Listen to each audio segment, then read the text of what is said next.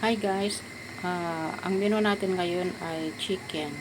Yan ay half chicken na marinate na natin ng light sauce, light soy and little sugar and little cornstarch and oil. Konti-konti lang nilagay natin guys pang marinate. Tapos ito yung chestnut. Chestnut ay na-steam natin ito ng 15 minutes. Tapos ito yung spring onion and onion, saka ginger.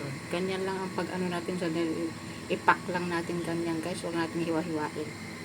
Tapos pagka nagisa na natin yan lahat yan guys, ang last na ilagay natin ay lagyan natin ng dark soy, konti, saka oyster sauce.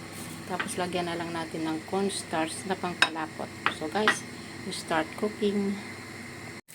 So guys, start muna natin yung ginger, saka yung onion. Tapos lagyan na natin yung chicken. Fried natin yan.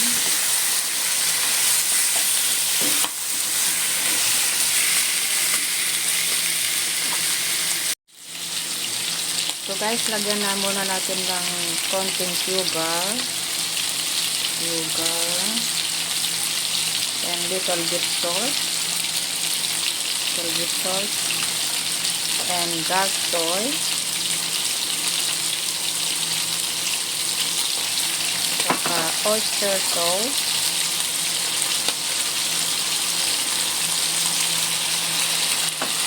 saka na natin ilagay yung chestnut. Then fry natin.